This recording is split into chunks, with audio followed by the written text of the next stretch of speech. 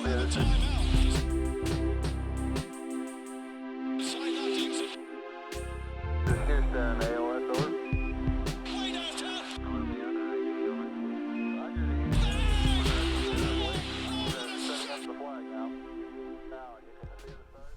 folks, and welcome to the TKW Podcast. I am Matt Spendley, and I'm joined today by Kyle Maggio. What's going on, buddy? Sunday Coffee Pod.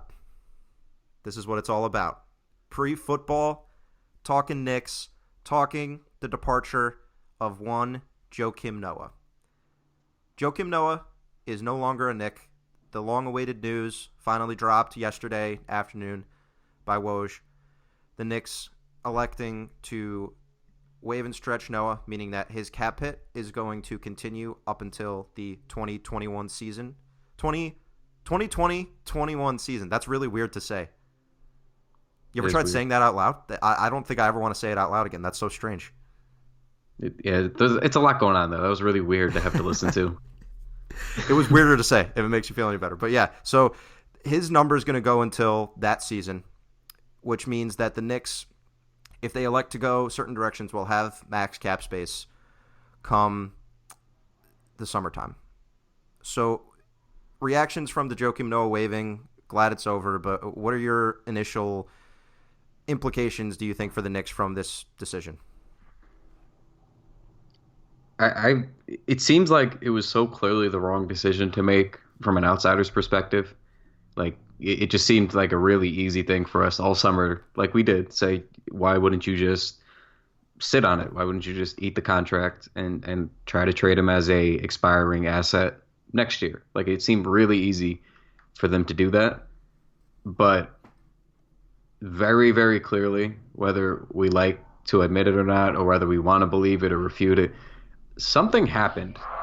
Like, something really happened behind the scenes that we don't know. We'll eventually find the details of it now that he's out. But something, I mean, we knew him and Hornacek had a bad issue, but I figured, well, once Hornacek's out, then we should be kind of good to go. I mean, this is a new regime. I don't see what the problem is, but he clearly just was so purposely distant from the team. Now, I just don't know. I just don't know what happened. It just had to be so drastic for it to get to this point where they just gave up on it to cut their losses. But I don't know. And a lot of people refuted that yesterday when I tweeted it. But I mean, something had to have happened. But either way, they just bit the bullet and did what we knew they were going to do. It was rumored all summer, and I mean, he's out of their hair. What is it? A $6.4 million cap hit for the next 3? Yep. Next 3 seasons, right? Yeah. So it's through. You have Noah this year making whatever, and then it goes through the next 3. That's the wave and stretch. It's a bit of a weird little thing in the CBA, but yeah. I mean, it looks stupid from the outsider's perspective. It does, but either way, it's gone. It clears up some room for next summer, which they figured to. They keep speaking about it being a pretty big year for them to start to either land the big fish or try to attract a big fish the following summer after that. So, I don't. And the whole thing's very confusing to me because I thought he could have been really beneficial to a guy like Mitchell Robinson or just some of the other younger guys on the team. We know what kind of a vet he was before coming to New York when he was with Chicago. It just seemed like that was a guy you'd want to have around to mentor, and it just didn't work out. I don't know that I have a ton else to say about it because it's just a shitty situation. I always wanted to root for Joakim. I always wanted to do well here, wanted him to stay healthy. We knew when he was healthy what he was capable of doing, which was be a menace defensively, and he had some really nice passing chops on the offense. So it's just a really sad situation, but we knew the contract was bad when he signed it. And if they're just going to cut their losses so that we can try to move forward and make some moves next summer, and it's a little bit of an added hurdle now with the stretch, but it is what it is. I guess we just had to move on. And I know you're a big Joakim fan, so I think that it might even be a little sadder for you than others because I think he's a player that you really enjoyed before he came to New York, and all of a sudden he is the worst acquisition in the history of the franchise and is a black mark on the team's history forever, basically. Yeah, and I mean, it's twofold because I did like him, but I was always very objective about it. It was a bad deal, but I understood why they signed him when they signed him because it aged really, really quickly because of what ended up happening after. I mean, they traded for him and then got not traded. They signed him and then traded for Derrick Rose, right? And they were giving Carmelo kind of they had KP in the fold for a second year. They were kind of giving Melo like one last stand to like they were gambling basically that Noah could stay healthy, be most of his former self. Rose would stay healthy, be most of his former self, and KP would continue to develop. And that was a nice little team. And then they signed Courtney Lee that same summer, so it seemed like there was an emphasis on some sort of a defensive presence to some degree. Like they tried to go out and fix their weaknesses. They got Noah, they got Lee. It just seemed like they finally got the point guard that could penetrate that eluded us forever, even though it was Derrick Rose, and that went about as well as you could expect. So I understood it, even if I didn't like the moves. Like I saw where the logic was. Like I know Phil gets roasted for it, and rightfully, but I at least understood it. It wasn't like a nonsensical, aimless plan. Like I saw what they were trying to do. It was bad and it didn't work. And then after that, they moved on from Carmelo. Rose walked, and then suddenly it was KP's team, and it's like, well, what are we doing with Joakim Noah now? And then, whatever, they trotted him out there, but then he had the suspension and he was injured. And then the thing happens with Hornacek, and then the whole thing just implodes like a year and a half into this 4-year deal. And it was like, yeah, I mean, clearly he already wasn't on the right timeline anymore. So it's like what they signed him to do, basically with that makeup of the team, was gone immediately after that first year. And then it just didn't get any better from there on out, and the entire roster structure changed, and here we are. So it's just stinky. It's just a really stinky situation. It almost feels like a dream that he was ever a Knick. You know what I mean? Like it doesn't even feel like it was based in this reality because it was so long ago where he was actually supposed to be a meaningful member of this basketball team. It's wild to think about. It really is. I mean, I don't know if you care to even touch on where you think he might go, but I do not. I don't really either. I think he's honestly going to end up with the Warriors, like some veterans minimum. Because that would be so annoying if he actually played basketball for the Warriors. Because I would be so annoyed. What's going to happen is he's gonna play for the Warriors and he's going to play well. I would throw up everywhere. The I mean, remote's going through my television when that happens. If you think about it, it's really a beautiful fit if he were to end up there. It is because if he's healthy. Because you already have DeMarcus Cousins rehabbing, right? They always need that big. They rotate that in and out. So he just seems like the logical next guy to rotate in there, that vet. And then they got by with Zaza fucking Pachulia. I think with Joakim Noah being able to fucking pass from that position, I think that would be a thing that would work for them. But alas, you're disgusting for bringing this up. You disgust me. I'm so sorry. One thing I want to make clear on the sentimentality side before we talk about one more thing in terms of the Knicks cap situation, but I think that you have specifically said this in the past, and it's something we've mentioned. We don't really blame Joakim Noah at all. You can't harbor any resentment towards the dude because despite his struggles and obviously Hornacek with that whole confrontation, but the dude got off for the bag and he took it. I don't blame him for not wanting to give any money back. It took that long because he didn't want to, and in the end, he had all the leverage. The Knicks wanted him gone so badly that he didn't end up having to give any money back. So you can blame him for maybe being not a great teammate, maybe struggling to just connect with some coaching staffs with the Knicks. And despite saying that he loved being in New York, he really didn't make much of an effort. But we also don't get to see all the inner makings of a locker room. It could have been much more toxic last year than we ever know from the inside. Maybe he just didn't feel like it was ever a place where he could be a part of this team. So I don't think we should harbor any resentment for Noah, the person. It's the basketball player. If he ever started to play well again or even play at all, that would be frustrating on my end. I mean, yeah, at the end of the day, it's a workplace. And I lambast a lot of NBA Twitter for this when they make fun of guys for not fitting in well when they should or not being happy in a situation. But there's a lot that goes into playing in the NBA besides just, I'm good at three-point shooting. I should shoot more threes. There's the on-court dynamic. There's how you actually work with teammates on court, off the court that impacts the on-court play. Just getting along with guys. There's film studies, traveling, practice sessions. I mean, there's just tons that we don't see, tons of communicating, tons of interaction. And at the end of the day, sometimes you accept an offer for a job and you hate your job. It just happens. Even in the NBA, like I understand these guys are making a ton of money and he got his bag and he should have to deal with it.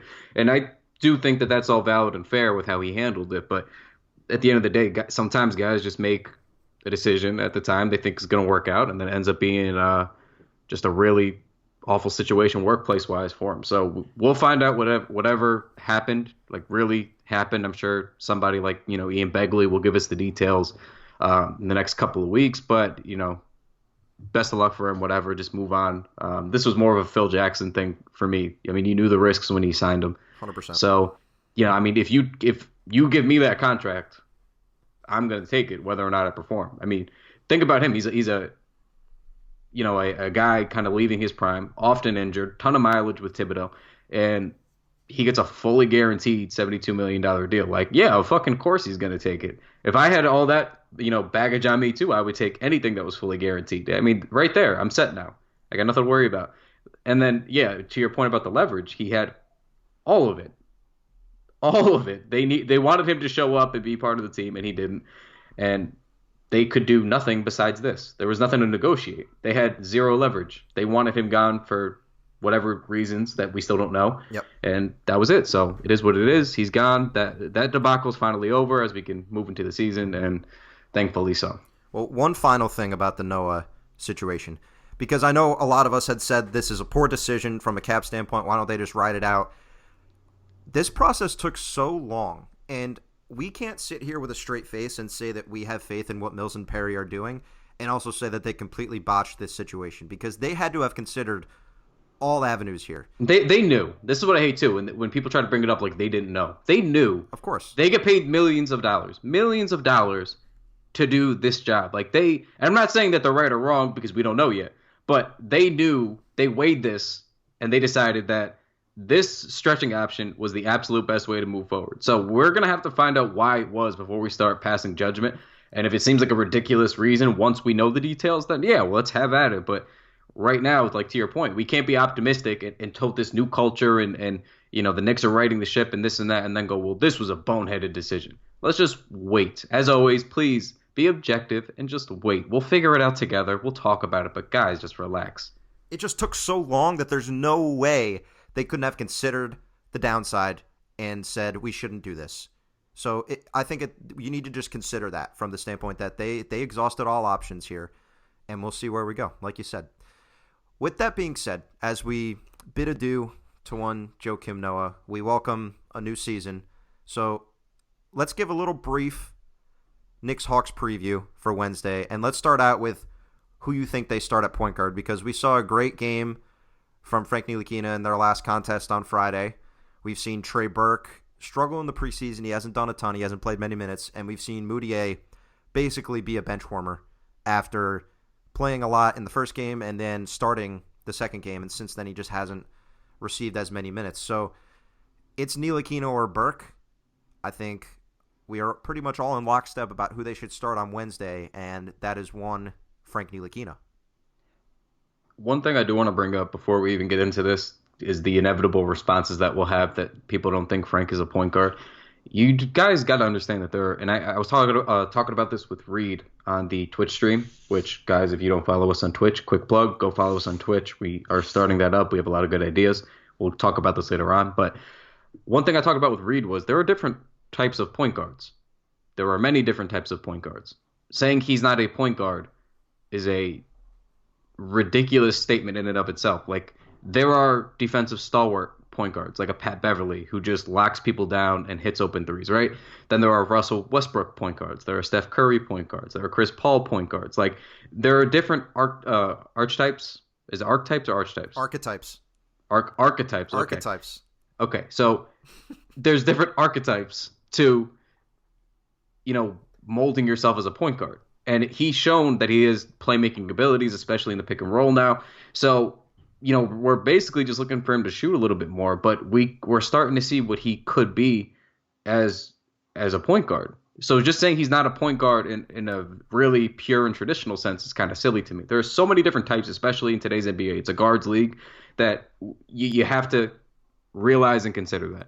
That being said, I think he kind of clearly is the point guard. Like, Trey Burke is only good at scoring from inside the arc and really nothing else. He doesn't really pass exceptionally well. He makes basic reads, which is good. But to me, that has the makings of your bench guard. That's like your bench ball handler. You can come in, he's not going to throw the game away. He can just kind of manage and hold the fort down. To me, that's not the starter. The starter needs to move the needle. Like what we saw Frank do against, D'Angelo Russell and sub all-star level playing Spencer Dinwiddie was pretty good. I mean, he just rotates really well. He always gets back to his man. He always stifles the drives, gets out to the corners on the shooter. Like, he's so tremendously impactful on the defensive end. And then he's running the pick and roll with Mitchell Robinson and catching him on a bounce pass through traffic in the paint. He was driving and spinning to the rim last night. It's like you're starting to see him put it together a little bit. It's still not consistent, but when he's playing well, you feel and you see the impact. If you're watching basketball, you see it. Whereas Burke, I didn't feel that at all in this preseason, and I'm not really sure I felt it last year either. Like, he had a couple of little outbursts, but outside of that, I mean, there was no, like, end-to-end impact. It was either he was scoring or it was a really ugly and brutal game to watch. And I just think you have to kind of lean into what you're seeing from Frank, in my opinion. And I know you feel the same way, so if you want to expand on that a little bit. Yes, before that, are you ready for my hottest take of the year for the Knicks? I'm ready. I also have a semi-hot one, but continue. All right. I think Trey Burke has a terrible year. I think that he's a nothing guy at the end of the season. I think that they renounce his cap hold and that he's not on the team next year. That's what I think. I do think he's not going to be on the team next year. I don't know how garbage of – I wouldn't say it's a hot – I mean, it's going to be a hot take. I'm making it a hot take. That's why I said he's going to be terrible. Yeah. Okay, well, what's terrible for you? I know you're on record. Yeah, you're on record saying the mid-range is not going to be sustainable. That's what I'm saying. So all of a sudden he goes from shooting 50% last year to 40% this year because he's not shooting that mid-range enough. He doesn't transform his shot profile to reflect what he said about shooting three-pointers, and we know he's not a great defender already. So do I think that's going to be the case? Probably not. He's probably not going to be that bad. But for the purpose of this, I'm saying he's going to be bad and not someone that the Knicks will have in their long-term future at all. He's just another guy that they have on the team this year. I agree with the latter portion of that. I think he's going to still have a pretty decent year. I do think the efficiency is going to drop off, but I do believe that latter portion because if he plays this season like he played any part of this preseason, then it's a no-brainer. I mean, he just did nothing. I mean, he came in, would hit like 2 or 3 shots, and then that was it. There was no defense, no real passing chops. Like, that was it. So I agree with you there. My hot take, which isn't even like a scorcher, I think, is because I feel like Frank's going to get this starting job, at least to start the year. I think Frank is going to average 10 points per game. I think he's going to double his output from last year. I like it. I think there's been a lot of talk, and it's not something that Fizdale has hammered home like Kevin Knox and other things of the like, but I think he's been pretty good about and open about saying, Frank needs to be more aggressive. Frank needs to play with like an edge, and we've seen Frank kind of go out and do that. And even when he does, it still seems like he's not ready to fully unleash it. And I just think in the regular season, if giving the starting opportunity, I think he would show that edge a little bit more. I don't know that he's good. I'm saying 10 because it's going to double his output, and that in it of itself is kind of hot considering what we saw last year. But if he just averages close to 10, I think that's a pretty significant stride that fans could have to bank on. So I like it. I like saying that. I think that's going to be something that we can all look forward to. So 10. He'll be hard-pressed to score 10, but that's why it's a good prediction to make because it's an attainable goal that's within the realm of possibility.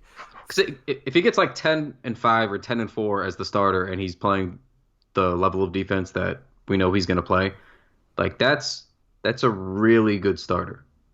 Like that's great. Like not just second year. Like that's really a good starter, a really quality starter. So I think that's probably going to be a little bit too high, but that would be something that I would really enjoy seeing. Yeah, I mean, I think with Frank, I wonder if they're going to end up starting him only for the fact that they've used him more off ball even than we've seen in the past in the preseason. So I wonder if they'll resort to using him in other units with another ball handler. And we've seen some of their wing options also handle the ball off of rebounds in transition, in the pick and roll. So it's just interesting to see what they have in store for him this year and what Fizdale thinks his destiny is. But it seems like a no-brainer that he should start from day one. I don't think day one of this season, of course. I just don't think that there's another option that makes any sense for this team. The other thing, too, about him playing off ball is I think in starting him, you allow yourself to just keep sliding him over. Like if you start him out as point guard and then bring Birkin off the bench and then slide Frank to the 2, then Timmy leaves the game. I love that.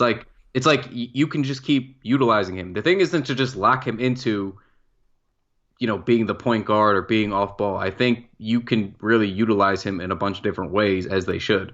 So that's something to keep an eye on too, is he's going to play probably close to 30 minutes a night this year if I had to peg it. So why not just, he is a Swiss Army knife. Like we can argue about him being the point guard or being a wing or off ball, but at the end of the day, like he does so many, he can have the potential to do a lot of things well, that it's like you should just keep developing him in all facets. Let him play on ball, off ball, wing, whatever you got to do to get his feet wet in different areas. And I think that's going to benefit him and the team going forward. I agree. And let's move from that into a broad look at the Knicks and Hawks on Wednesday for Frank. So Frank and Trae Young is a fun matchup. What else are you looking for during the first Knicks regular season game of the year? Honestly, just I've never been like that nerdy guy on Twitter who's just like, been watching Frank defense highlights. You guys are gonna you're sleeping on him. He's X amount, he does this in is that your this nerdy situation. Guy impression? Yeah. I was trying to sound like you, but I've never been somebody to talk about that kind of stuff. Like I'll say it to you guys in Slack, but I really was just overjoyed watching the clips from his defense against the Nets on Friday. It wasn't like he was just doing one thing. Like he was playing great on-ball defense, and then when he wasn't, just perfectly timed rotations. And not just that, but little things like when the one play when he ran out to the shooter on the corner, I forgot who it was, and had he just backpedaled to play, to try to defend the drive, he never would have gotten there. So he does this spin, and when he does the spin, he shoots off his back foot and gets right back into position to go alongside this guy and just cut off the drive. There was just no angle in 2 steps from Frank. And then the offensive player, immediately realizing this, is flustered and looks to give the ball up, has nowhere to throw it, hits off the back of another Nets player, ball's loose on the ground. Frank still just locked in, dives on the ground, recovers the ball, and then gets a foul drawn. So it was I watched that play a few dozen times. And then I also watched the one where he cut off Jared Dudley from driving and then picked up the guy Dudley dished it to. And then he cuts him off too, stifles him, and then another turnover. And it's you are directly subtracting points from being scored when you do things like that. And I just could not stop watching those plays to get myself excited. And I also talked myself into him starting the season. So I'm very much looking forward to him on Trae Young to start out the game and all game, because I do think he's going to start this game. And I think that's going to be very exciting. It's going to be an exciting matchup because you have 2 polar opposites. You have the offense-only guy in Trae Young, who's going to be looking to dazzle in not only his first NBA game, but it's his first game at the Garden. And then you got Frank, who's just looking to shut everything down and guard everybody on the other team. So that's really what's going to be exciting for me, is just the point guard play. I don't think there's a whole hell of a lot to look forward to otherwise, matchup-wise. But that's what I'm looking for. What about you? I just blocked you on Twitter for that nerd response, by the way. Just want you to know. Just want the people to know. It's fair. I understand. I knew it was coming. It was time. It's just a matter. It's been a ticking time bomb. The Hawks have some really exciting rookies that I'm looking forward to getting to watch, because they're not a team that I'm going to spend a lot of time watching this year. From Trae Young, and I love Amari Spellman because I was a big Nova guy. I love Kevin Huerter. So, and I've always been a big John Collins guy. In his second year, I think he's a menace. He's basically, if you want Mitchell Robinson to actually develop a skill set beyond just being a rim runner, John Collins is a guy to watch and be like, Mitchell Robinson could be this person. But John Collins also likes to shoot threes. That's something we haven't seen Robinson do. But I think with this matchup, let's boil this down. Let's make it simple. I think it's cool that the Knicks are going to have an opportunity for a team that's going to be bad this year to win their first game of the year at the Garden against another bad team. I think that's nice because we've seen teams that start out against the tough teams, you're 0-1 already. You know, you want to get these guys off to a nice start. So playing a team like Atlanta, that's obviously going to be a work in progress with a new coach, a new star player that they're featuring in Trae Young, a new offense to mold around. I think that it's a good opportunity for the Knicks to get a win in their first game, which is cool. That's a good thing to have. The Hawks do have a couple wing options that are going to present some challenges. I wonder who Kevin Knox guards, if he's guarding the likes of Taurean Prince, or if they have him on someone like, Kent Bazemore. We'll see what they decide to do there. But it's exciting, and it's going to be a fun game to kick off the year, and to get a win, that would just be the best. Are there anything else you're looking for? No, just kind of second your point about starting off this year with the win against this Hawks team. They're going to win games this year, whether we like it or not, about the tank. So I would enjoy very much if they started to build the mindset of what a winning team would do, which is beat the teams you're supposed to beat. So if you're going to be playing shitty teams like the Hawks are, or like the Kings are, you should try to win. They're going to win games anyway this year. We should hope that they beat the shitty teams more often than not. Because, the wins are going to come anyway, and they're also going to be hard to come by in total. So get your ass kicked by the good teams and just go out there and try to get your wins against the shitty teams. Don't try to upset these good teams. That would anger me for the overperformance. But beat up the Hawks, beat up the Kings, beat up, the Magic. The Magic. Like, just keep going to town on these bad teams, because I feel like that's important too. And we've seen the Knicks of the last decade or so generally play down to their competition. That's always kind of been an issue. Even when during the Carmelo era, when they had decent teams, they always just seem to underperform or lose these little trap games. So it's like start to build that identity up. For the again, everything's the long game with Fizdale, hopefully. So build that identity a little bit. Like, hey, these guys are scrubs. Like, we got to go treat them like scrubs and beat them like scrubs. So I agree with you there. I hope that they win on Wednesday and get this thing going. I forgot that John Collins is injured, and I'm immediately less intrigued by this game. It's not going to be. I'm telling you, like, I'm really tuning in for the point guard matchup. Like, I hear you. I agree. Like, it's that, and then Kevin Knox do stuff. Like, that's the game for me in and of itself. So I don't know what else there really is to look forward to. But we know Kanter's going to eat all game. We know Timmy's going to shoot 18 to 20 times. So outside of that, there's just not a hell of a lot there.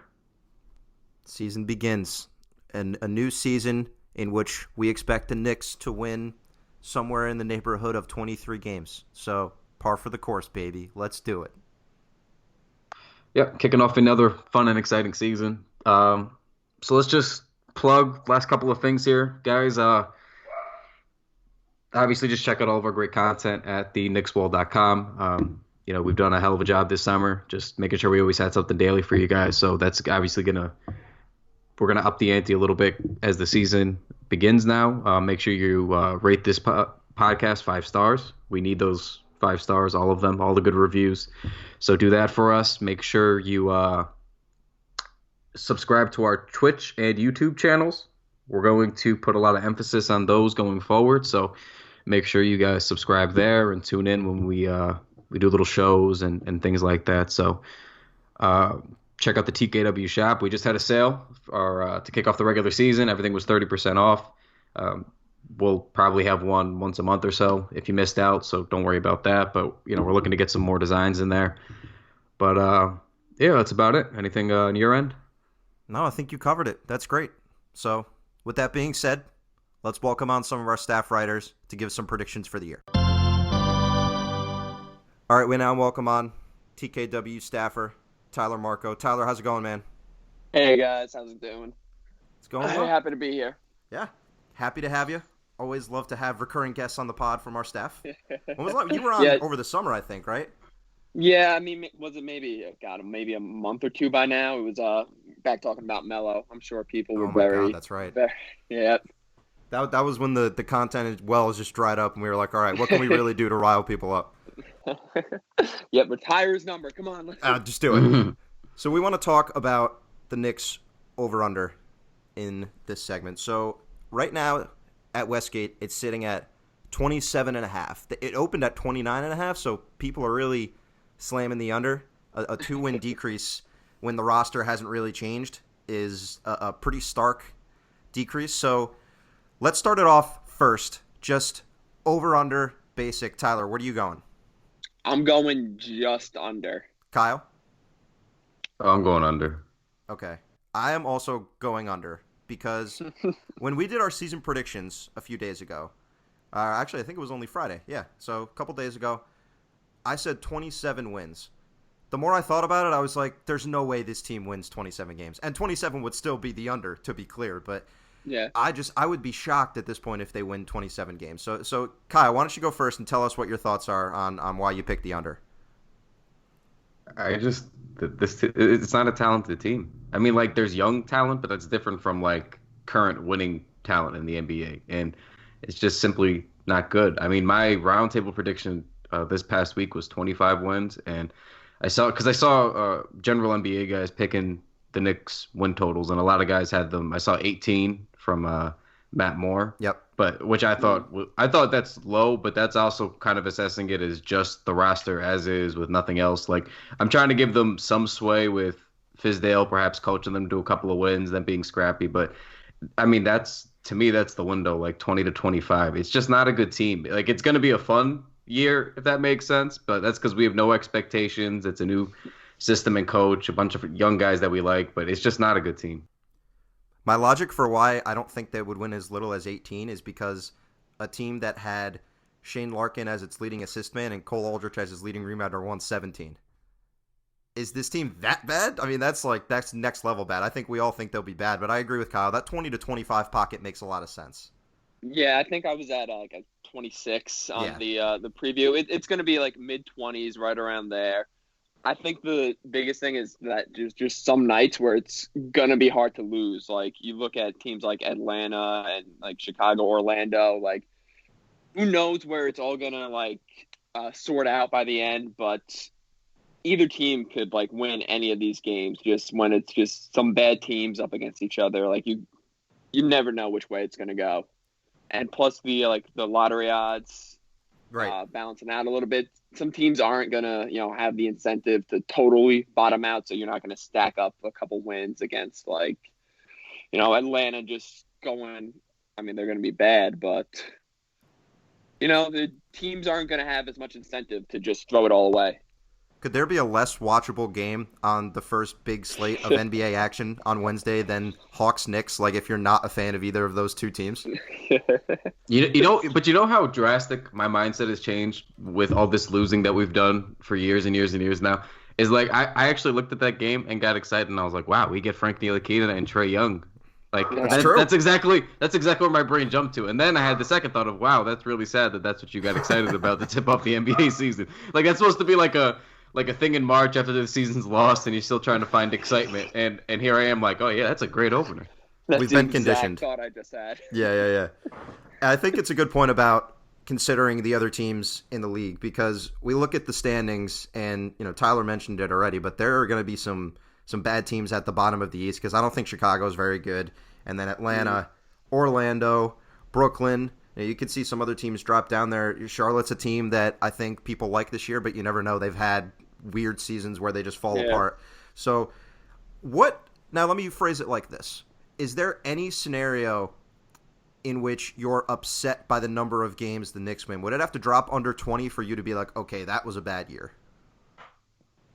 I think I'd be more upset if they've somehow won around like 30 or something and ended up around like 6 or 7 in the lottery. That's a great point. Kyle, what do you think?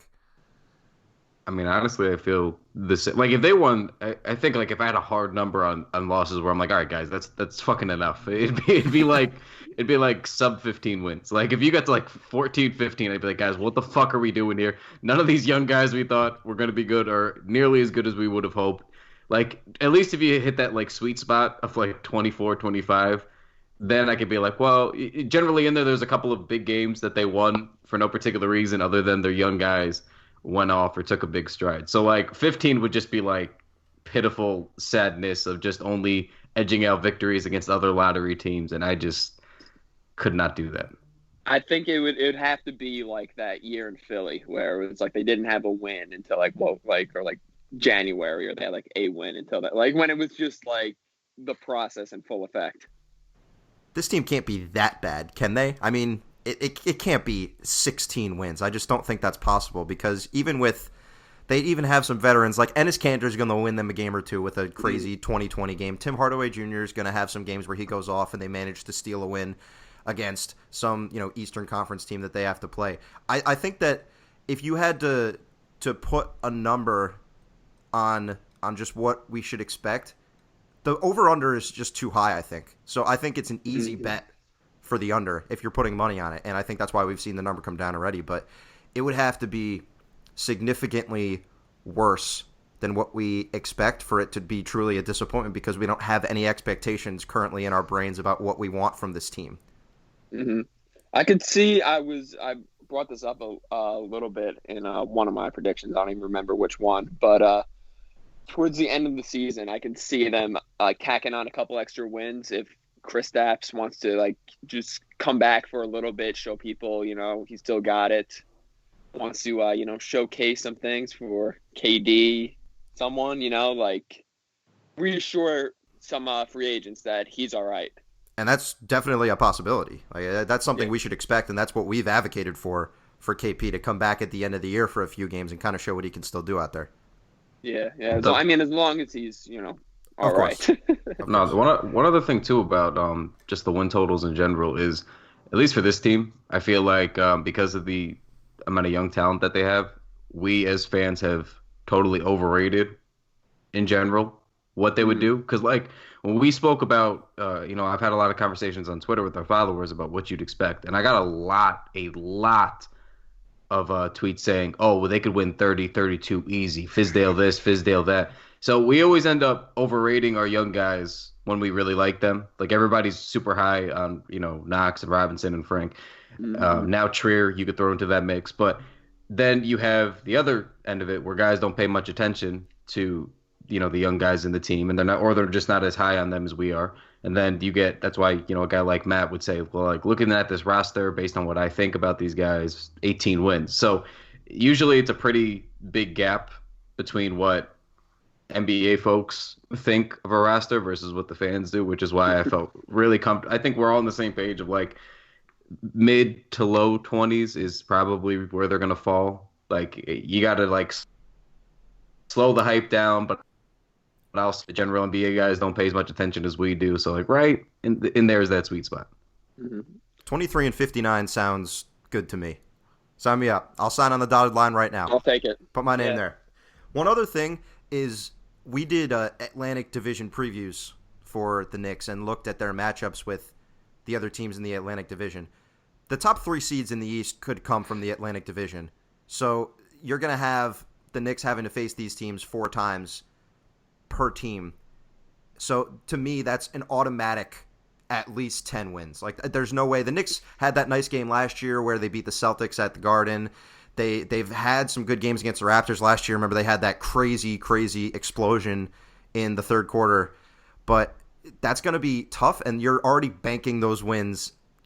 Just take them to the bank right now. Those losses, that you're going to have already there baked into this schedule. And then you add on to that playing on the West, which is always the worst part of the year when the Knicks go for a West Coast road trip in January, February, because sometimes we've seen over the past few years they have a record that we thought was a little better, and immediately when they go on that trip, they just fall apart. So we could see this year them have a record that we already expected and then go on that trip and just make it even worse and compound upon the just general struggle of the roster. And I would trade like 10 wins for just beating Boston, honestly, once. And, I love the sound of that. We could win 5 games on the year, but if one of them is in Boston, I think I could be happy with that. And that could certainly happen. They had the game last year where Beasley went off and KP was just horrid from the floor. We've seen teams, especially the best teams, at the end of a season potentially just start to slack off, say, hey, we got our seed in the bag, blah, blah, blah. So I wouldn't rule it out. It's always possible, but God, beating the Celtics is really great. I do love it. they make me sick. And then we Absolutely get, sick. and then we can start with the fun headlines again. Now that the Kyrie stuff has died down because he stifled it, and we'd be like, "Well, the Knicks just beat Boston in Boston. You know, pretty impressive. Was Kyrie impressed with his future teammates?" And then we get good clicks and content. Will Kyrie come to the Knicks because Tim Hardaway Jr. dropped the 25 spot? Makes you think. Those are the kind of things we're looking for. Yeah. So bottom line, at the end of the day, we're looking at a team that's going to be around that area in the 22 to 23. It's going to be a bad team. So I know there was some, I tweeted out this morning from the pod account that we were going to record this, and I was curious what people had for some bold predictions. We got a couple people saying that they can win 40 games and sneak in. We got a couple people saying that they'll be even worse than expected.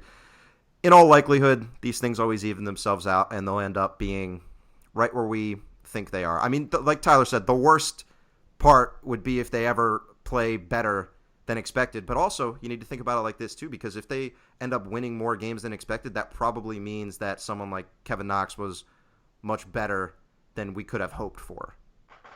Yeah, I think that's a great point though, because we always get caught up in like just the numbers of trying to make sure we lose as many games as possible to get the high fancy lottery pick that we like. But we have so many young guys on this roster now that we should kind of hope that they do better than we expect. It's not like the Shane Larkin year where it was just like, guys, this is a dark year. We just need to lose as many as we can. Like, we need to get that pick. Like, thankfully we got KP from it. But like, this is different to me. Like, we have Knox that we're really, really rooting for. We have Frank that we're really rooting for. Trier looks like he's a real NBA player that we're going to be pushing for most of the season. It's like there's enough young guys here where it's like, all right, like we have guys that we need to start hitting on now that are already in the stable. Like, I'd like to see them take those strides versus hopefully taking another chance to get a guy who we're going to be rooting for in a similar manner next year. If the Knicks winning 30 games comes from the experience from the young guys, you're exactly right. And we should take that all day, every day as a potential option. Tyler, any parting thoughts about the Knicks this year? Any bold predictions? I mean, I think Mario's going to show out a little bit. I think, getting him out of Orlando is going to be good. And I just hope that it's not like him and Enes and Hardaway Jr. just, racking up a few wins that we never should have got. And then, Enes opts out again. Mario is going to be a free agent either way. He leaves somewhere else or we overpay. I like you guys. I think that young guys overachieving, great. I'll take as many wins as long as they look good, but I would just hate to see it come down to, just the veterans going nowhere, just drag us out of the lottery, out of the high lottery picks. I think we all hope Azonia plays better than he's shown in the preseason, so I hope your prediction comes true. Yeah, that hasn't looked great for me so far, but no, that's all right. That's what preseason's for, and that's why it's a hot take now because everyone's so down on him. It's perfect. All right, Tyler. Hey, thanks for joining. And, thanks for having me, guys. Bet the under, baby. Bet the under. Hope to be back soon, guys. For sure. All right, we now welcome on TKW staffer Ty Jordan. Ty, do your thing. Hey, what's up? It's Ty, a.k.a. the Handsome Heckler, a.k.a. Half Man, Half Windsor, a.k.a. Maggio Jordan, a.k.a. Tarantula, b.k.a. Bumba Clout, a.k.a. Tyrannosaurus Chex. What's going on? You are by far my favorite person at this website. A.k.a. Gaseous Clay. I don't know, maybe I should add that. Gaseous Clay, is that? Yeah, I'll allow it. Go ahead, continue. Oh, yeah, all right. Okay, all right. Okay, what's going on? We doing general predictions, right? Yeah, he's all flustered after the intro. He had the intro and nothing else planned. That's it. That's it. It's over, folks. That's it. You got your 15 seconds of time. All right, Ty. Let's start out. What player on the roster are you most excited to watch this year? I'm not gonna lie. I'm a stan. I'm an Allonzo Trier disciple.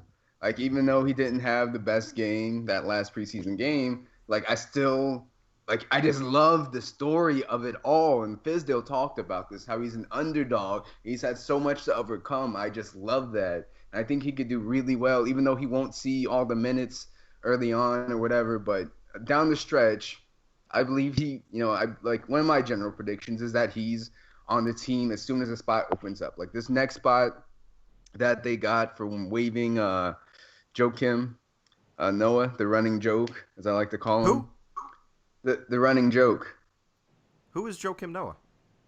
Oh, I think he used to be an NBA player. There was a right. there was a French tennis player, and apparently that's his son.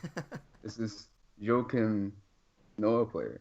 But yeah, so I think that spot is for Vonleh because they're gonna need him. Because I think Fizdale's idea of a modern offense is using Vonleh as a center, which I think is a great idea to repurpose him as a player. Like I like to call him Fun Boris Diaw, you know? I like that name a lot. Fun Boris Diaw. Not as much as Iron Giant for Mitchell Robinson, but it's close. Yeah, Iron Giant. Yeah, I'm gonna love using. We're making that a thing. Basketball Reference, put that in there, all right? Like, we need them to put that to the nicknames. But I'm really excited about him. It'll probably be more towards the end of the season, but general predictions for the rookies starting out. I think Kevin Knox will average about 12-5 for the first month, maybe 10-5. Maybe even 10-4 just to start out, because I think it's going to be rough. He had a really rough preseason, but I think he can adjust, like he talked about adjusting at Kentucky. And it was a rough first couple of months. But I think he can handle it. He'll grow. He's 19 years old. He's a natural athlete. As long as he stays focused, he has these guys around him. He has the staff around him that's all about developing, all about getting better, all about proving that they belong there. And they're just going to push each other and lift each other up. So I think that's where Kevin Knox will be at the beginning of the year. I'm not sure where he'll end up. I don't want to make, rash predictions like that. I say Enes Kanter. I think he makes the All-Star game because, what do you think? Wait. While you're still on it, what do you think he's going to average to get there? Enes Kanter, I think he's going to do 22 and 12. Holy shit. 22 and 12. That's insane. No, what? Well, it sounds insane, but I mean, I remember last pod I said he was going to flirt with the 2010 territory, so and I told you wrong. Yeah, you did, which means you're going to be wrong again, as always. But we shall see. But hold on, let me explain. All right, let Ty explain. Go for it. Okay. So the thing is, you guys expect Tim Hardaway Jr. to be the leading scorer, right? He's going to shoot. He's going to get the shots off, and Knox is going to get the shots off. But I think Kanter, he lost a lot of weight this summer. He looks really fit. Guy looks incredible. And he wants to add that 3-point game, but that's not going to happen. Let's be honest. He's no Kevin Love. But I think he's still going to be a bully inside. He's going to be pulling down those offensive rebounds because they're going to be putting up more bricks than we've seen in a while. There's going to be a lot of bricks. I don't think Tim Hardaway Jr. is going to be, the guy we need him to be. I think he's going to be the leading scorer on 42% shooting. Again, I don't see him being a good, a good volume shooter. I see him being a lesser Kobe. So he's basically what he was last year. He just replicates last year's season this year. That's basically what you expect from him. Exactly, without an injury. Maybe a better 3-point shooting.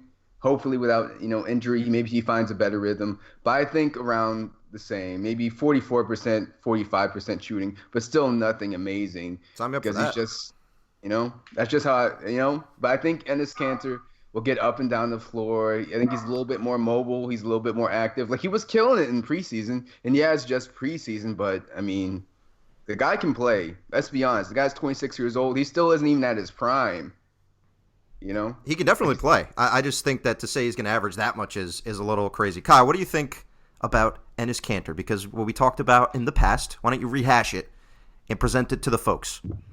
Yeah, I just think they're going to need some sort of low post offense. I mean, they did a lot with KP last year, and KP's obviously going to be absent now. So I think even with, Timmy presumably being the number one option on this team, I think even with adding Kevin Knox, who figures to be a pretty decent, have a decent role in this offense, I still think Kanter is going to be sort of a rock that they go to because of how efficient he is. So, I mean, I don't think Ty is as insane as you do, because I I'm on record as saying I think he's going to flirt with 2010. And to me, I think the low end of that is he'd average like 17 and 10. I don't think KP going down and adding Knox means he's only going to average like 2 more points this season. I think, and my tinfoil hat conspiracy hunch is they're going to just let him kind of eat as much as he wants all year and then let him go sign somewhere else versus making it like a internal debate. So I could absolutely see him averaging, 20 and 10. 22 is probably high only because that's that's a really big jump from what he was averaging last year. And then that brings him into like actual elite scoring averages. But to me, 18, 20 is like the cap, I guess. I think he makes the All-Star game with that too. I don't know if he does that only because of how bad they'll be.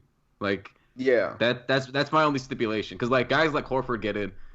Obviously, he had a tremendous year as a whole, but it was the context of him being a really good defender, also being a focal point on a real contending team, and then his numbers weren't really that, pretty in the sense of what an All-Star's numbers would be, like a 13 and 7. So guys like that get in. So for winning and being good as a whole, but I don't know if they're going to reward Kanter for getting in. Like, I feel like if he did average like 22 and 12, they would let him in because those are outrageous numbers. But it would have to be like really high for him to have a chance. Because it's going to be the fan votes are going to hammer it at that point if that was the case. And then again, this is the NBA. Folks like numbers, even the coaches. So if he's doing something like that, then he has a legit case. I think it would be close, but I don't know. We'll see. It's just a general prediction. Maybe, maybe he doesn't, but I could see it. I think it's possible. I definitely think it's possible. Right. You know what? Let's get a little hot takey. All right, I'm ready, Ty. That's why we brought you on.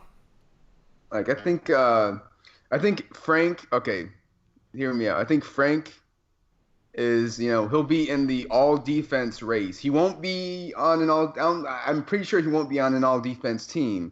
But I think with Fizdale using him, like just seeing him in the last preseason game, just seeing how versatile he can be as a defender was really cool. And I really liked how he could, how he had a great amount of effort. And if he plays enough minutes, he's certainly in the discussion. That's the worry, that he might not especially in play all enough those minutes. Spots, right? Too, because that showcases his defense on perimeter players, maybe on forwards. So that he could definitely have a case too. Like just because of versatility. We saw DeJounte Murray make the team last year, playing 21 minutes a game. Oh yeah. There's no reason why Frank, if he's playing 21 minutes a game, couldn't have that type of consideration. The issue is that the Knicks defense in general is going to struggle. Unlike, the Spurs defense is always going to be at least decent just because Popovich can instill a system. So he'd have to get attention. I think people around the league acknowledge how good of a defender Frank is. And if he gets those minutes, it's certainly on the table. Yeah. Yeah. Definitely. But I think he gets those minutes, whether it's at the point guard, the 1 or the 2 or the 3. I mean, I don't know about all the 4 stuff they were talking about, but 1 through 3, I think he can do it. I mean, if he gets his rebounding up a little bit, because those numbers would need to improve too, because that's just something they look at. So that's where I'm at with Frank. Really liked what he did that last game. I was impressed. Wasn't impressed with the first 4 games. Not really. Didn't see too much French post. I mean, I was excited for that, but it's cool. Another thing on these new guys, on the rookies, I'd say, all 3 of them, I wouldn't be surprised if all 3 of them make an all-rookie team. I would not be surprised. I mean, the draft was pretty deep this season, but, I mean, if you believe in Kevin Knox, you see him at least making second team. I believe in Trier wholeheartedly. He's a grown man playing against these, who coming into class with all these 19, 20-year-olds. I really think he has a leg up on experience and just having an identity as a player that's going to aid him, even though he won't be on the team immediately. Man, you're all in on Trier. You love Trier. You love Trier even more than Kyle does. Absolutely, yo, was like the ISO Zodiac killer. Like that's who he is. Thank you for saying the nickname because I was going to prompt you to say it, so you beat me to it. But no, I mean I'm really high on Trier as well because I mean, and I don't want to be lambasted with like, points are all that matters, like that bunch. But the point of basketball is to score, and if Trier is going to be able to score pretty well, or at least better than where he should be at this point, then that's very good because this is the entire point of basketball is to get guys who are better at scoring than the other team. So Trier, and I remember the very first, we talked about this on the pod, but the very first time I was watching the Trier highlights, I was like, I don't know how he went undrafted. Like, second round, totally undrafted. It seemed like he did too much well offensively. And then, I dove into it from some stuff that Matt sent me, and, he had PED issues and things like that. But even still, just skill-wise, like we've seen it in the preseason games, and clearly there's something there. I mean, clearly he has the requisite talent to be some sort of a scorer in this league. I'm not going to sit here and say he's going to be a 25-point-per-game guy at some point, but whatever his ceiling is, I don't know. But the kid can score. There's always need for that. Listen, all right. Look, I'm not saying Trier will be Rookie of the Year, but I'm not saying. But I'm not saying he won't be in the MVP race either. Fair. I mean, that's certainly fair. hot, but fair. I'm just saying. Something to consider. But I really think he could, like he has these skills already developed that, we talk about Frank being so young and we're like, oh, he doesn't know what to do. He's still figuring out his role on offense. Trier's already got that. Like he's got that in the bag already. So Fizdale's job is to utilize him to the point where he can be a guard that can, he can do his ISO Zo stuff. He can drive. But he needs to pass a little more. Just to get his guys, because his guys are going to be open because some teams are going to try to double team him. Teams will collapse into the paint to stop him from, just ruining them.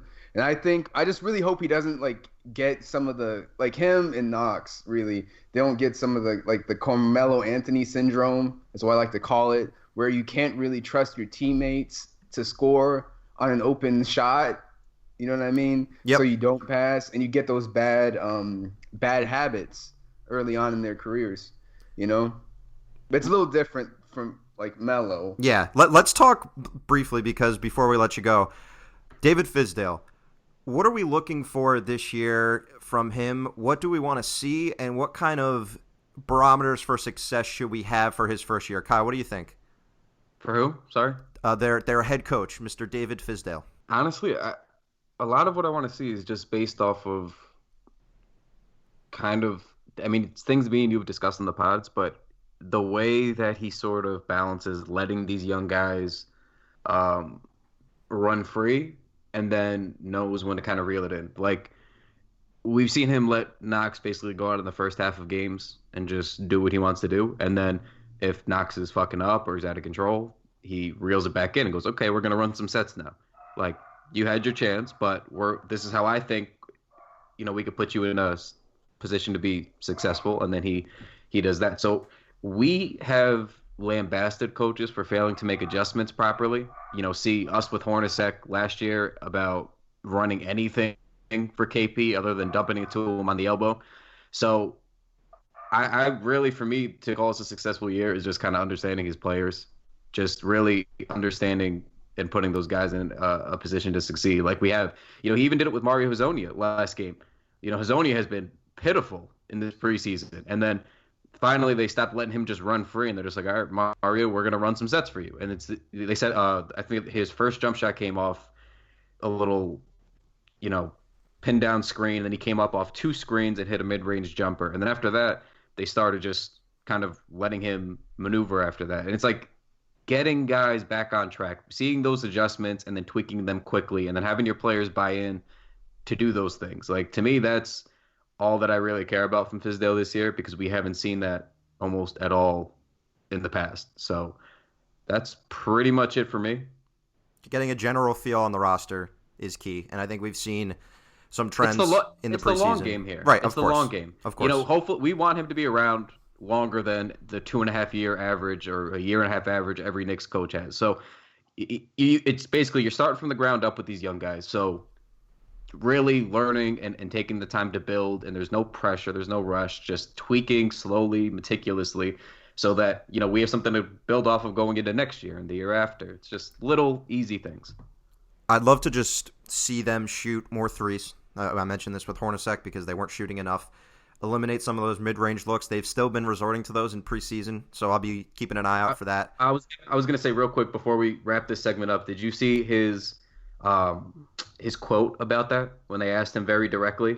Yeah. Do you have it on? Do you have it on you? So they said Ian Begley had a tweet that said the Knicks entered play Saturday ranked 28th in three-point attempts per game in the preseason. So Fizdale was asked, does he want to take more threes? And Fizdale answered, I'd like to, but right now, the way we're shooting it, I don't think that's a great shot for us. So I don't buy that. I just don't think that should be the case. And that's also with Courtney Lee out. Do you think that that's a good strategy to have? Because we know teams that need to score the basketball, that's a little stressful. I mean, that's the kind of quote. I'm glad you brought that up because that's a little stressful to me. We know it's not a good strategy, but we also know that this team, even with, everybody fully healthy like Courtney Lee, and at the very least until Kristaps comes back, like there's just not a lot of shooting on this team. Like we have Lance, who's fine taking in his role, which is taking like 1 or 2 threes a game, and he shoots those at a high low volume, right? So in high volume, I'm going to assume the efficiency is going to dip a little bit. Courtney Lee is a guy who probably should take 4 or 5 threes a night, but generally doesn't. But outside of that, I mean, Burke's not going to shoot a ton of threes. Timmy's going to shoot a ton, but he's not very efficient from out there. So it's like, what are we going to do here? Like, we haven't seen enough from Knox to be able to decide if he's going to hit from outside at the NBA level consistently. So, like, I get what Fizdale's saying. It just seems, and again, it's not going to sound sexy as everything else that he said has sounded all summer long, but it's a stable of like misfits and young guys. So like just saying, yeah, we're gonna start jacking up threes. I mean, he very easily could say it, but he's also got to try to play to the strengths of the roster to some degree, and how he juggles it is going to be very interesting because we're all obviously salivating for more 3-point shooting. So we don't like to see it, but I don't know that it's going to happen this year. Yeah, I don't want them to go all Brooklyn Nets and just start chucking from 3 with a bunch of guys that aren't great. But they have enough guys on this roster that can shoot threes at a decent clip. Hazonia, Frank, Trey Burke. We had a great piece by Eli last week that was talking about why he needs to shoot more threes. Kevin Knox, Lance Thomas, Tim Hardaway. They have enough guys that can shoot it. So a quote like that is something to keep an eye on. But it's going to be a bad team. So, Ty, any parting thoughts for us before we let you go? Yeah, just one more thing about like how we're gonna, I guess, assess Fizdale's performance. I think seeing how he uses Frank is going to be really important to and that goes with understanding his team because he's such a versatile player, and we only seen him used in the rigidity of a point guard, shooting guard. But I think he can really unlock some of that raw potential and like use it constructively. The thing about 3-point shooting, I'd love to see them take more threes, but they're just not like it's just not there. It really isn't. So I understand why he would be so apprehensive about, just saying, hey, let's take threes. But I think if they focus more on ball movement, because the ball movement hasn't been great when they run the floor, it's nice because they use their athleticism, but if they can, get some sets, run some plays, like at least a 3-man weave or something on the break or whatever, just to get some ball movement going, it'll definitely do a lot to get them some open shots, some open threes to facilitate better 3-point shooting than they have in the past. It's pretty easy to just take a step up from last year. For sure. So I think, that's on him too. That's definitely on him too. But before we run out now, can I just give one last take on this segment? Go for it. The 3-point shooting will go as Frank Ntilikina goes. If your point guard position starts shooting more threes, that opens up everything. When there's no threat of an outside shot from basically from the position you'd expect it, then everybody's going to close down on you and clamp down. Like we know Burke has said in the media day press conference that he's looking to expand his game. We have yet to really see it, but he said he's looking to do that this season, right? But we don't really expect it. And we know Moutier isn't going to play much or hit from outside. We know Baker isn't going to play much or hit from outside. So basically the only guy that we have any sort of stock in for being able to hit from outside is Frank, because we like his form. We think he's going to develop into a good shooter.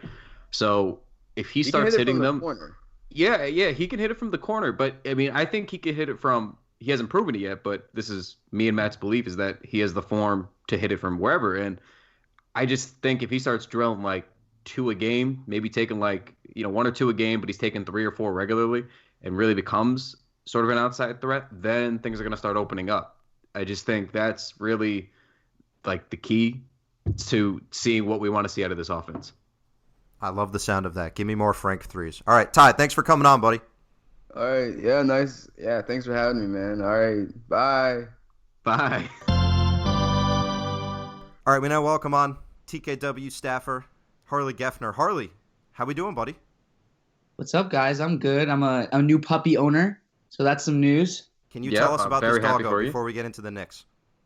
What'd you say? Can you tell us about this dog before we get into the Knicks? Because you know how big a dog guy Kyle is, and we hear his dogs all the time on the podcast. Yeah. So my roommate has this little Maltese, and we were getting some work done on our apartment, so we had to give the dog to her mom while we were gone. And over that time, her mom has a dog of the same breed, and said that she came home to them, quote unquote, connected a few times. That's the literal word she used. She was like, yeah, occasionally connected, and I couldn't get them apart. So we thought she might be pregnant, but we weren't sure. And then 2 months went by, and we didn't really feel much on her stomach. And then out popped 2 babies. No idea. So oh my God. I'm keeping them. An unexpected pregnancy. Oh, that's amazing. Well, congrats. Have you named it yet? Mamba. Oh yeah, that's a great name. The black one. Yeah, we haven't named the white one yet, but we might give it away, so we don't want to get too attached. Yeah, as soon as you give it a name, I feel like you can't give it away. It's too hard at that point. You've gone in too deep. Yeah. All right, so from some young pups to some young pups on the Knicks. Kyle, how was that segment? Or how was that segue? I mean, was that good? No. You gave me credit last week, and then I did. This was like a C minus. It felt forced. It wasn't you. Just continue. I don't want to talk about it anymore. You're right. That's my fault. But you know what? I take it. All right. So let's talk about the rookies on the Knicks, and let's start with Mitchell Robinson, because Harley, he's someone you've written about. You did our Bigs preview a couple weeks ago. Talked about Robinson. I think you were the first one on the site to write a piece about Robinson way back when they drafted him. But for Robinson, we know how raw he is. There are varying degrees of expectations. I think Kyle and I are much more tempered than the masses on Robinson this year and understand. We've heard Fizdale say that he's going to spend some time both with the big club and in the G League. So just in general, what are you looking for Mitchell Robinson this year? What do you think will define his success during his rookie campaign in the NBA? I mean, I think that it's going to be hard for him to get much playing time if he can't get his fouling under control. And hopefully he can do that in the G League. But, I mean, I don't really envision him getting more than 15 minutes a night if he keeps up the foul rate he had in the summer league. I saw he had, 2.7 fouls in under 15 minutes a game. Yeah. Did the math? That's 6.7 fouls per 36. I mean, he needs to learn when to jump, when to stand his ground. And, he's going to have some amazing blocks this season. He is. And it's going to be awesome. He had 1.7 in the under 15 in summer league. That's 4.2 per 36. I'm really looking forward to those blocks, but I just don't think that he'll be able to stay on the floor long. I don't think he's going to average more than, 6 points, 4 rebounds a game until, if he's able to get that fouling problem under control, I think he could get up to 20 minutes a night by the end of the season, but I'm not exactly counting on it. And we've seen those foul woes come to fruition in the preseason, too. We've seen him struggle with fouling, and he has had some just amazing blocks, especially on three-point shooters. I really don't know if I've seen a young guy with the length of this man contest three-point shots like he does. I don't know why people don't just pump fake, because he would go flying past them. But whatever. Kyle, what do you think about Robinson this year? Well, first, they're going to start doing the pump fake at some point. Like, they're still gathering tape on this guy. I mean, he didn't play in college. Like, we don't know. Even teams don't really know what to expect. He took a year off to just do drills to get ready for the draft. So nobody has any clue what he's going to do on a regular basis. So I think once you see how aggressive he is trying to block, because he does have good instincts with that, they're going to start pumping and pumping hard, especially seeing, like you said, when he goes out to the 3-point line. But pumping hard, huh? Well, if you wanted to take it there, my friend, on this is the Lord's Day, this Sunday morning. How dare you? Not on the coffee pod. No, yeah, without your coffee, you son of a bitch. Anyway, so I don't really know what to expect from him because I don't know how long of a leash they're going to give him. Like, it seems like Fizdale is letting everybody just kind of run free, which is what we want. This is what you'd want in this type of season, but I still don't really know what we're going to get out of him. I don't know how much they're going to use him in the G League versus the rotation at the NBA level. I'm very confused. It seems very it's like a very cloudy outlook for him because I can't quite. I don't know. I feel like predictions for him are very difficult, to be quite honest. I think he's going to be like a 10 to 15 minute guy in the rotation. I feel pretty comfortable saying that. Right, and that's where he should be. That's the exposure he should get, and early on, that's what we're going to see. He'll get some time in the G League. When he comes to the NBA, he'll play, but that's a product of the Knicks roster. We've seen some stuff from Noah.and. He's a guy that might get some minutes this year. But with Robinson, his role is going to be pretty clearly defined, I think, and we shouldn't have any crazy expectations. One thing that Harley pointed out in his piece, and I'm glad he did, because when you watch Robinson, it's the number one thing I think I notice, aside from, that's on the more subtle side, is his inability or unwillingness to just set a screen like a normal human being, because his immediate reaction is, I want to slip to the rim and catch this lob. So, Harley, when we're talking about Robinson as a pick and roll player, when you're watching and you see that kind of thing, what do you think that he has to do better to progress in that way? I mean, he just has to make contact with the guard trying to get around the screen. He slips the pick too early every single time. And even when he stays too long, when he does make contact, which is rare, he makes contact and then waits too long to go to the rim. He just needs to get his timing right on that, to be honest. Yeah, I saw him working in some drill videos of him like pick and popping, and I kind of like the idea of him just to mix it up and just, get him turning, more experience turning his shoulders after the pick. Yeah, I mean, he's a good rim runner, right? Like he has good hands, he can catch the lob really well, but yeah, he seems a little bit too eager to start that in the first place. And sorry, just going back for a second, I wanted to point out something about the pump fake. In the Nets game, there was somebody who kicked the ball out to a 3-point shooter, and Mitchell Robinson started running over. I forget who it was in the corner. Started running over, and he had that look in him that I was like, oh shit, he's gonna block the shit out of this. And he just kind of he leaned on his heels and didn't go for it, and the guy got off a clean shot. And I was like, I wonder if the coaches in practice were like, people are gonna pump fake you, you're gonna fly by, stay down. Oh yeah, so I thought he was gonna block this guy. And I was just wondering if the coaches said something to him about pump faking and if he was working on it. Because even after the guy got off the shot, I was like, that looked like it was a blockable shot for Mitchell Robinson. Like he was there in time to do it, and he kind of didn't really contest the shot. So I wonder if it's going to make him passive or not to hear that too often from the coaches. But either way, he's got to experiment with it all. He's essentially just like a wild animal at this point, right? Like an animal that's in the wild that they have to learn how to just teach him the basic things of basketball, because he hasn't had experience in that way at all, because he hasn't played organized. So for someone like him, we've seen some incredibly athletic players perform well in high school just because it lends themselves to being great rim protectors. So we saw Amari Stoudemire in high school be an elite defensive player, and we know as well as anyone that that was never the case once he got to the NBA. So for the coaching staff, it's teaching him the minor lessons. So to see some restraint is good, but you also want to tap into that side of him that has come from just a place of sheer athleticism, and just teach him some poise. That's what the coaching staff is there for. But let's move on to our other rookie, the first-round pick, Kevin Knox. So, Kyle, why don't you kick us off, because I know we've talked a ton about Knox all summer. So let's boil this down. In terms of his production this season, what are you expecting from him? You want hard numbers? I want hard numbers.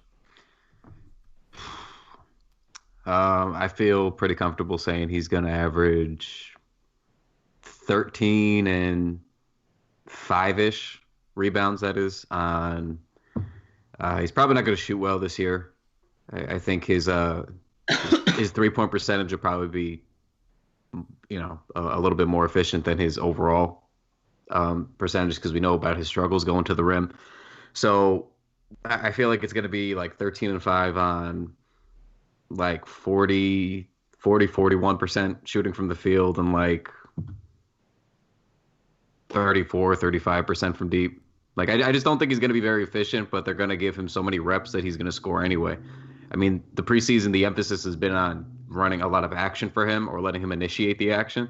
So it seems like they're going to use this year to really, like, I guess, groom him to be maybe the second option next to KP, or, groom him as a one option this year to some degree to kind of get his feet wet there. But I just think he's going to get so many reps under Fizdale, and especially in this offense. And just off of what we've seen from the preseason sample, the way that they try to run the action for him, that I think 13 is probably just reasonable off volume alone.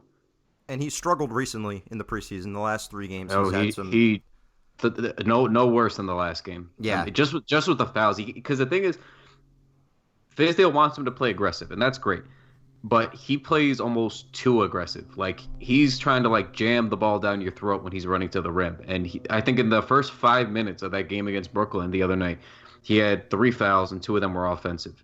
And, like, it is great. Like, we want to see the aggression. Always. We always want to see that, as opposed to somebody being a passive or timid player. But, he's got to learn how to adjust. I'm glad he's taking, like, big lumps right now in the preseason, to be honest with you.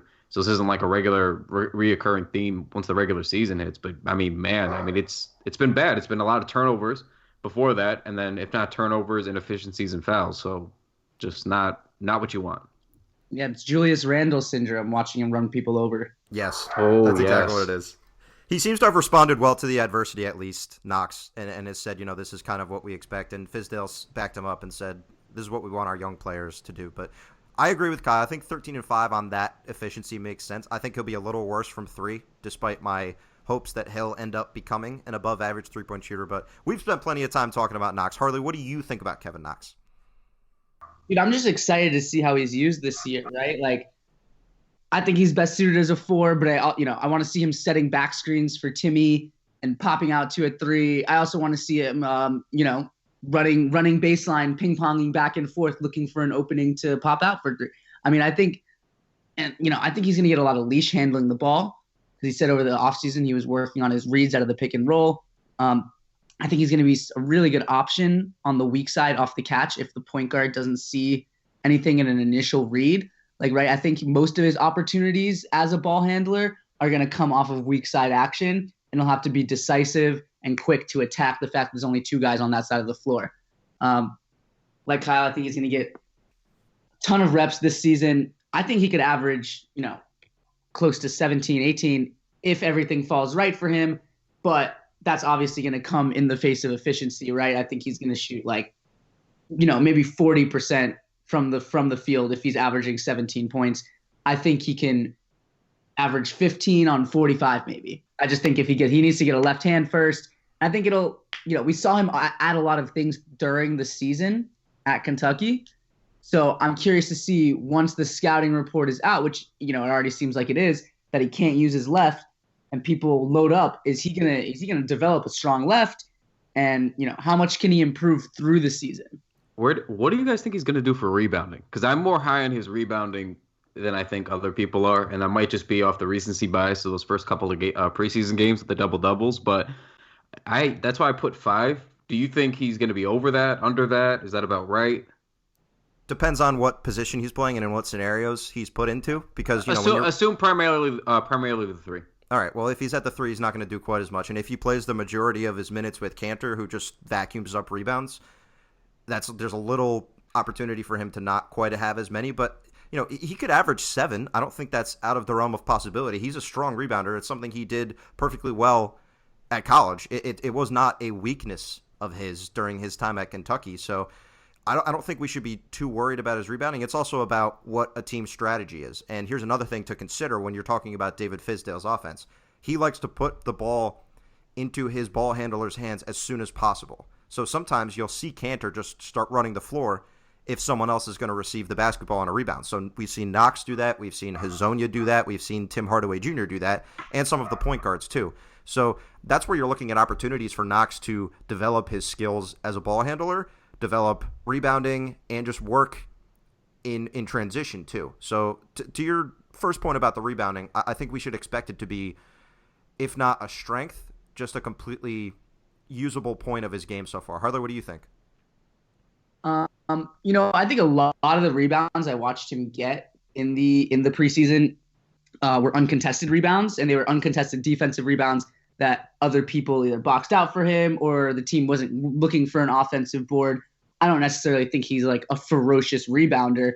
I think he was kind of just in the right place at the right time oftentimes. And I actually really liked watching Kanter seed the defensive glass to Knox. So as soon as he grabs it, he can take off and get it out in transition, which is what Fizdale wants. I want to see more of other players boxing out for him to run in and crash the boards.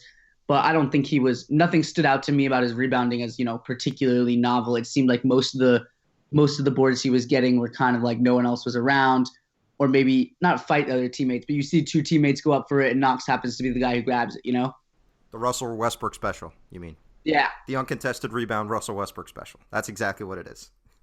All right, Harley, last question, because we talked about Knox Robinson and we talked with Tyler Marko earlier. 27.5. That's the Knicks over-under. Over or under? What do you think? Oof. I'll give it the under. We all took the under. Spoiler. We all took the under, and we heard it before, but it's sad. Yeah. We need more optimistic Knicks fans on staff. Yeah. We've had some in the past, kind of. I think a couple years ago we had some 42s, and then of course that didn't come to fruition. But yeah, we're all expecting. We said like 22-23 wins is kind of what we should be shooting for. So, all right, Harley, thanks for joining. Yeah, thanks for having me on, guys.